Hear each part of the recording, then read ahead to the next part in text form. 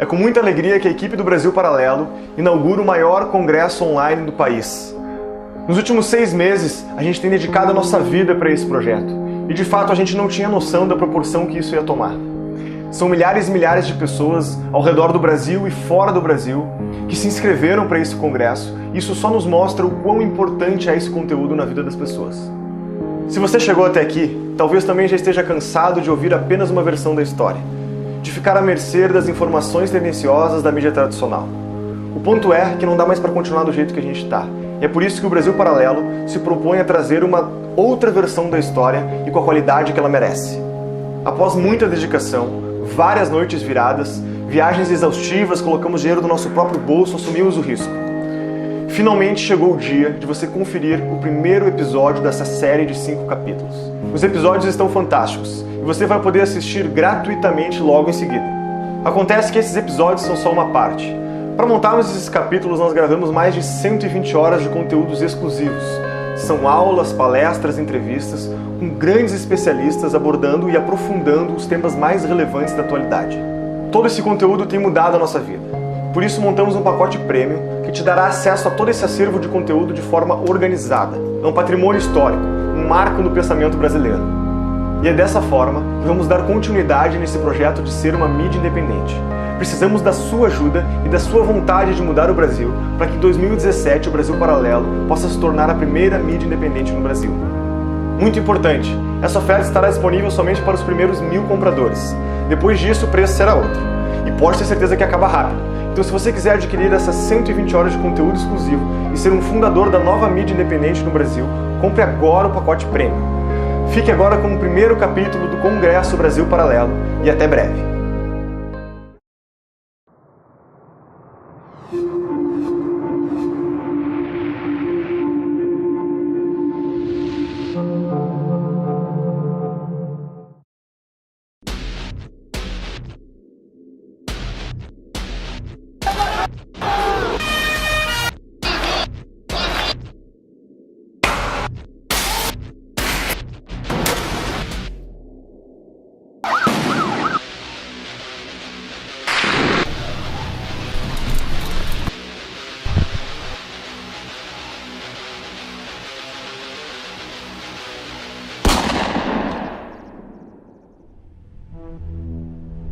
13,64% dos homicídios no mundo acontecem aqui no Brasil.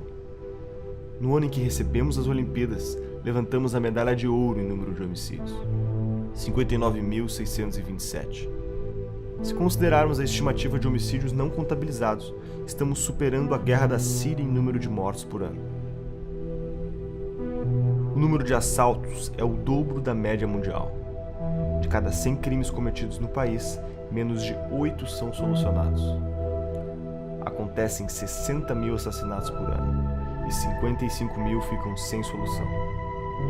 Mesmo que apenas 5% dos criminosos sejam presos, temos a 4ª maior população carcerária do mundo, o dobro da população total da Islândia. Como chegamos até aqui? O que nos fez chegar tão longe?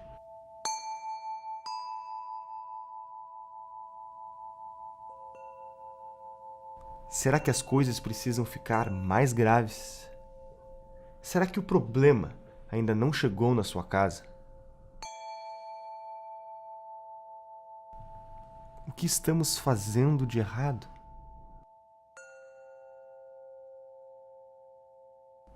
Talvez o primeiro passo seja conhecer a natureza do problema.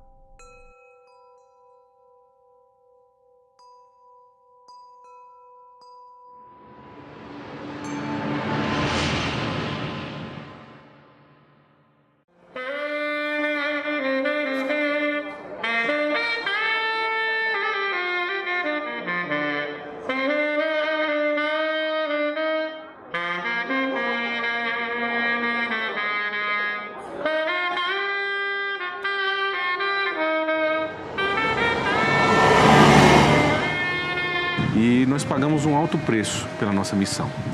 Então, por ano, nós temos uma média de mais de 500 policiais mortos no Brasil. São números devastadores. praticamente não existe outro país no mundo que tem números como esse.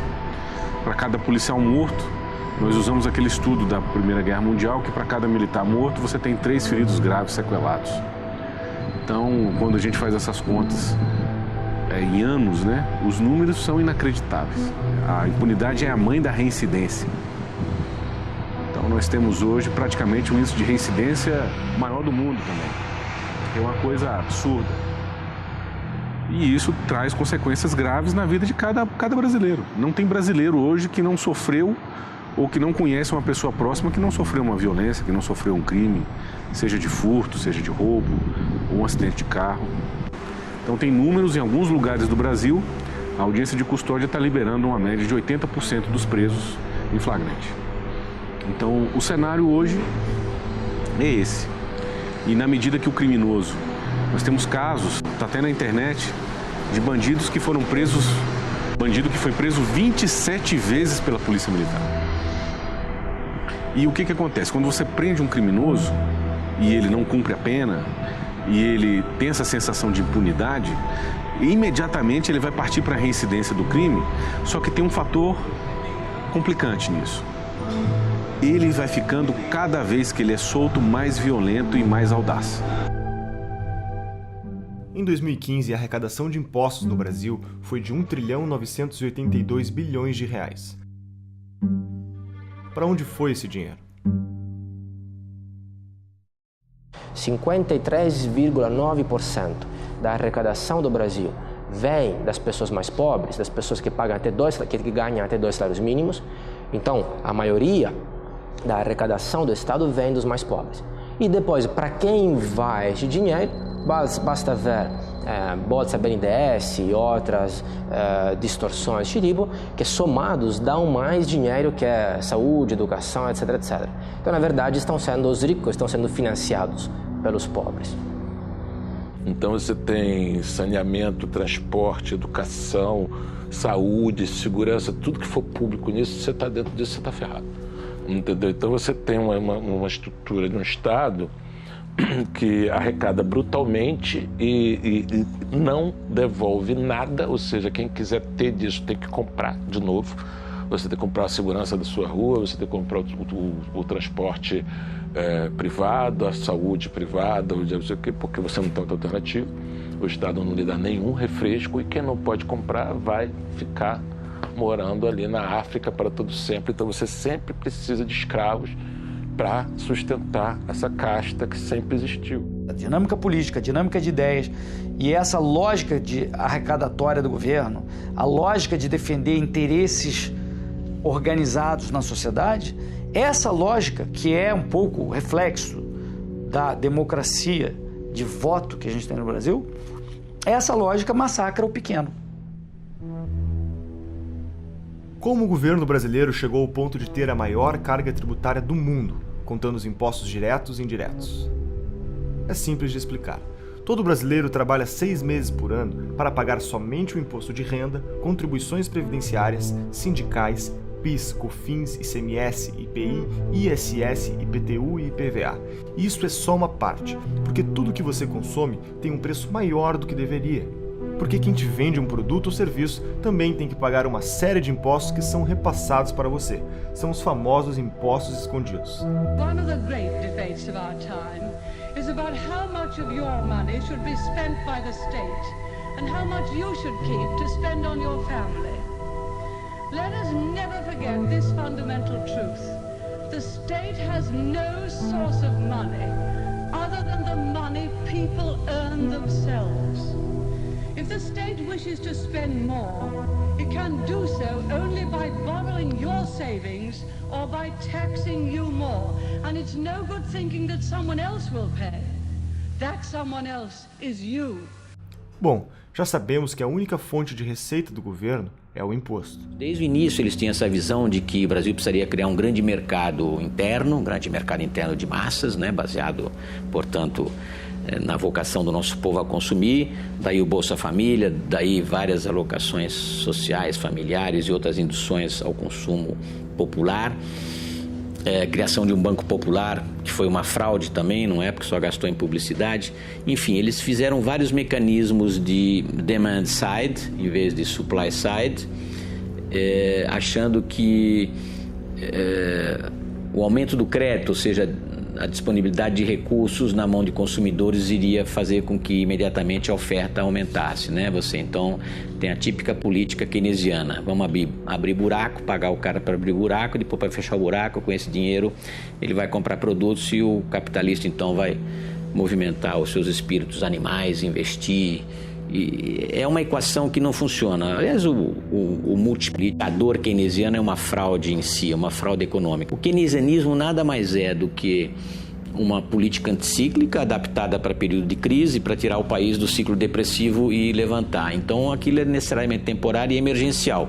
Na América Latina, o keynesianismo foi transformado em teoria do desenvolvimento pelo Raul Prebisch, né? E nos companheiros virou um mito do desenvolvimento, né? O Celso Furtado e outros.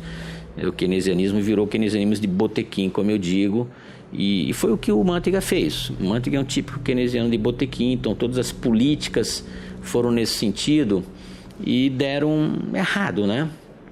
Deram errado porque não podiam dar certo, né? Quando você estimula a demanda sem ter a base suficiente dos investimentos, e os investimentos são fracos porque você tem necessariamente no Brasil uma taxa de poupança muito modesta, né? Mesmo juntando com a poupança externa, você não consegue mais de 20% do PIB, e você tem uma despoupança estatal muito grande, né? O Estado ele pratica aquilo que os economistas chamam de crowding out. Ele retira recursos que poderiam estar no setor privado, nos consumidores, nos indivíduos, famílias ou empresários que poderiam ou poupar e emprestar num mercado de crédito aberto, né, baseado em juros não manipulados pelo governo, ou investir, não é? Mas o mercado é muito concentrado no Brasil, mais de 40% do crédito é talvez concentrado nos bancos oficiais, não é? A consequência é: quanto mais dinheiro perdiam, mais dinheiro confiscavam. Quanto mais dinheiro gastavam, mais dinheiro imprimiam. Tudo para dar a impressão que estava tudo bem. Jamais deixaremos que a inflação volte a esse país. Hoje ela está sob controle. O Doing Business é um indicador que mede a facilidade de fazer negócios em um país. De um total de 189 nações, o Brasil está em 123º lugar, perdendo 5 posições em relação à colocação do relatório anterior, o Doing Business de 2015. Os casos mais críticos são os procedimentos para abertura de empresas, em que estamos em 175º lugar. Casos preocupantes também são a obtenção de alvarás de construção, registros de propriedade e regras de comércio internacional. Mas quando, por exemplo, um caso que eu sempre cito, o meu avô comprou o primeiro carro, não tinha ainda as prestações, o mercado de crédito atual, para ele amortizar este custo que ele teve, ele começou a dar carona para as crianças nas escolas e levava para casa. Imagine, colocando um monte de crianças nestes carros, não sei, dos anos 50, 60, etc. Imagine isso hoje.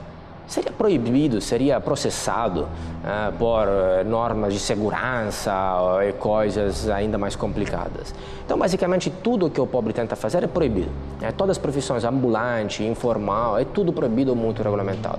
Então, ou ele fica na informalidade, aí é sujeito a abuso de poder, uso discricionário do poder, ele não sabe, talvez, na maioria dos casos, os próprios direitos perante a lei, ou ele fica desempregado, dependente de assistencialismo, ou ele fica no crime.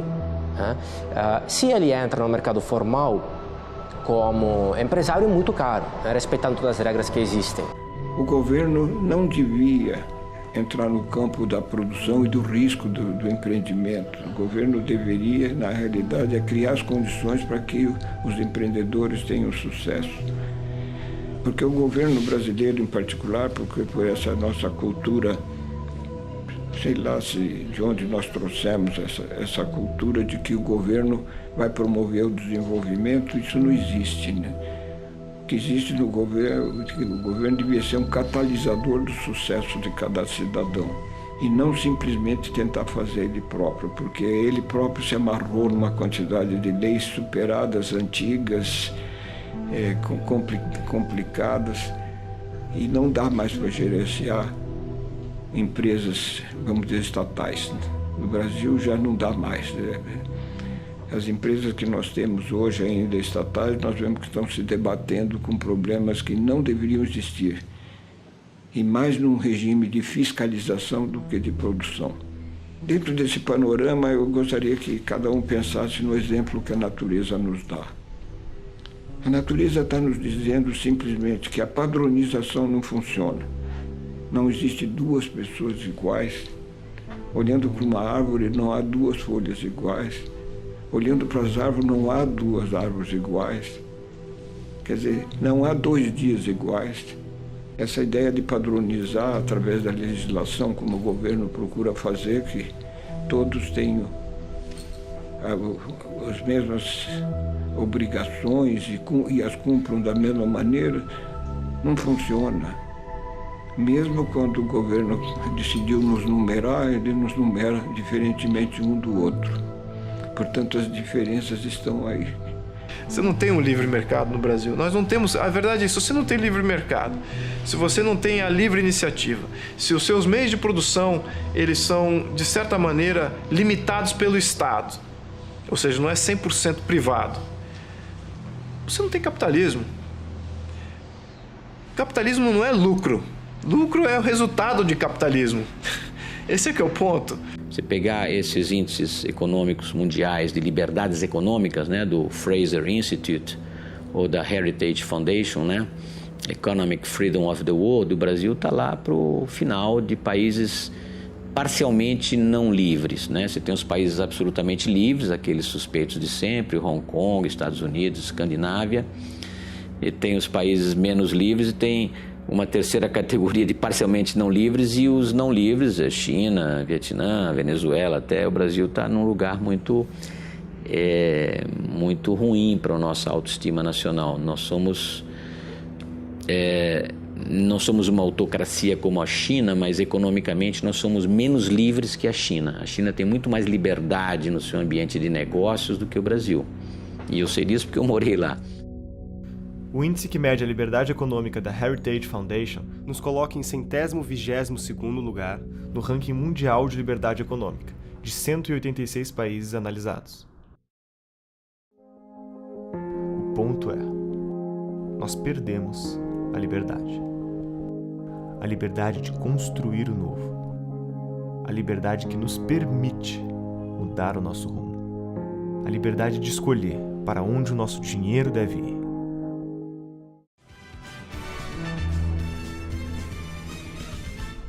A economia brasileira teve uma queda de 3,8% no ano passado. É a maior recessão em 25 anos. Alta de quase 2% e fechou o dia cotado a R$ 4,05. E o que todos esses números traduzem é a realidade de milhões. Só este ano a moeda americana subiu mais de 52%. A taxa de desemprego no Brasil bateu um novo recorde. Muita gente nem seguro-desemprego tem mais. Uma decisão do presidente da Câmara, Eduardo Cunha, mexeu com o cenário político. Todo esse cenário não permite ser um território fértil para a produtividade. De acordo com a pesquisa da The Conference Board, precisamos de 4 brasileiros para equivaler à produtividade de 1 americano. Ou seja, demoramos 4 vezes mais para concluir um trabalho. Por que tanta ineficiência? Além de demorarmos 4 vezes mais para realizarmos a nossa produção, encontramos barreiras quase que intransponíveis na hora de fabricar nossa tecnologia. Além da baixa liberdade econômica e da mão de obra desqualificada, a ciência no Brasil é prejudicada pelo excesso de burocracia, pela alta carga tributária e pela baixa qualidade da base educacional. 99% dos cientistas precisam importar materiais para suas pesquisas. Deles, 76% já perderam suas encomendas devido à demora de retenção na alfândega. Os impostos também são outra barreira na importação. O valor final do produto pode alcançar até 3 vezes mais do que é pago por cientistas nos Estados Unidos e Europa. Nunca conquistamos um prêmio Nobel. 8, 7, 6, 4, 3, Existem 2 programas na Singularity. Existe o programa profissional, que é de 1 semana, que é para executivos e gente que paga. E existem os programas de 10 semanas, que são abertos para qualquer pessoa no planeta. Então, em 10 semanas você vai lá, não conhece ninguém, você chega lá e aí você tem que criar um negócio. A Made in Space foi criada em 10 semanas num desses que eles chamam de ESP, tá? Nesse programa. Essa empresa Made in Space agora está vai começar a fabricar no espaço fibra ótica. As fibras óticas que vão ser construídas, feitas no espaço, elas vão ter um desempenho de 100 a 1000 vezes maior do que as melhores fibras óticas construídas hoje na Terra. Então se imagina se você traz essa fibra para cá e começa a utilizar essa fibra para transporte de dados, para cálculos matemáticos, quão mais rápidos nós produziremos coisas na Terra. Isso a gente via nos filmes, tá? Isso está acontecendo. Mas isso só está acontecendo porque existe uma liberdade fantástica para a construção disso. E aí eu me dei conta de que eu teria que pegar uma cápsula do tempo, que na verdade é um avião da United, e retornar para cá. Porque agora, se você... é possível viajar no tempo? Sim. Pega um avião e vai para São Francisco.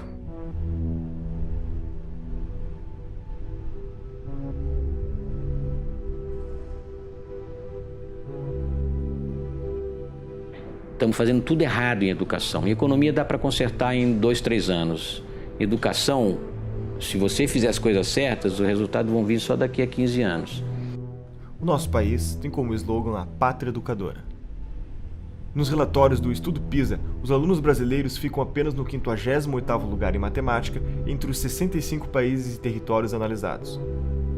Apenas 0,8% dos alunos brasileiros atingem os níveis 5 e 6 nas disciplinas, que exigem análises complexas. Em Xangai, na China, primeiro do ranking em matemática, mais da metade dos estudantes integram os níveis 5 e 6 de alta performance. O mais intrigante é que o problema parece também não ser a falta de dinheiro. Primeiro, como ministro da Educação, sempre lutarei por mais recursos em favor da educação. Essa tem sido a minha tese. Agora, eu não posso desconhecer o fato real de que o orçamento, como proporção do PIB investido na área da educação, é um orçamento robusto, considerável, comparativamente ao que ocorre nos principais países do mundo. A gente investe mais de 6% do PIB, 6,6% do PIB, de acordo com os últimos dados, o que nos coloca entre os países de maior orçamento como proporção do PIB do mundo, levando em consideração o levantamento dos membros da OCDE, o que mostra claramente que a gente também tem uma dificuldade que diz respeito à qualidade do gasto, à forma que você investe. Então, muito foi feito aqui de forma dispersa, mais de 80, 90 programas e projetos, cada um sem que pudesse ter um diálogo entre si, uma interação entre si, colocando um grau de ineficiência muito forte e de desperdício de dinheiro público que salta aos olhos e que necessita realmente uma correção de rumo. Países como Suíça, Estados Unidos e Coreia do Sul investem proporcionalmente menos do que o Brasil e têm um retorno significativamente maior. Entretanto, há uma tese que afirma que o problema é a desigualdade de renda. Mas podemos ver o desempenho dos mais ricos versus os mais pobres e compará-los com outros países. Notamos que os alunos mais ricos do Brasil têm uma performance abaixo dos alunos considerados pobres de países desenvolvidos. A educação brasileira hoje está na UTI. O IDEB para o ensino médio desde 2011 não é atingido, a meta fixada, e os anos finais do fundamental também não, o que mostra que falta qualidade. A gente tem um passo muito largo e importante em termos de universalização, de acesso, principalmente no fundamental, mas nós vivemos e convivemos ainda com a realidade muito difícil, afetando diretamente a vida dos jovens e das crianças do Brasil.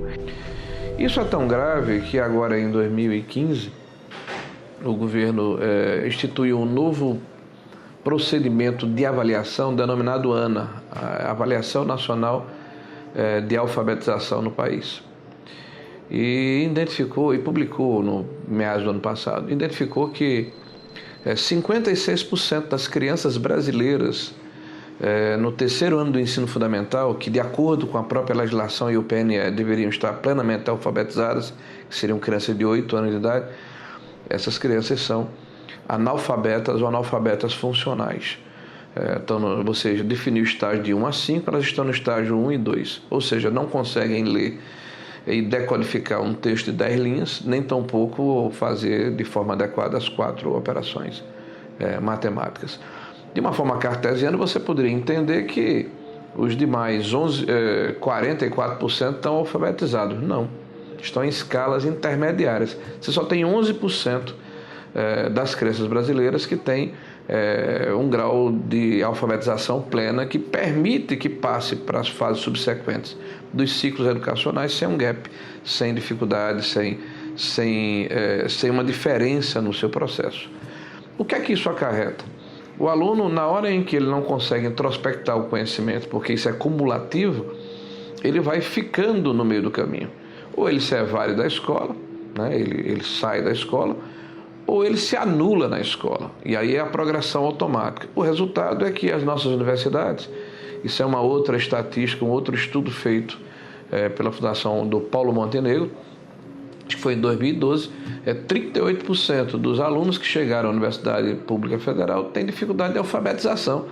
Não por acaso, várias universidades federais fazem um curso que eles chamam de parametrização, ou seja, vamos supor que você vai entrar num curso de engenharia ou de tecnologia da informação e você passa 6 meses antes de você ter conhecimento das matérias estudando matemática e português do ensino fundamental, para poder estar ombreado com o conhecimento que vai ser ofertado no ensino superior.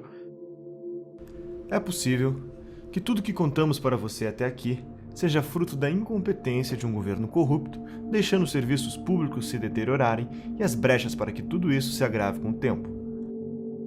A outra hipótese é menos ingênua e dá o crédito para a competência do governo. Karl Marx dizia que a propriedade tem de ser estatizada progressivamente, lentamente, através da taxação progressiva. Aumentar imposto, aumentar imposto, aumentar imposto. Então, não foi um desvio das metas do PT, foi o cumprimento exato do programa.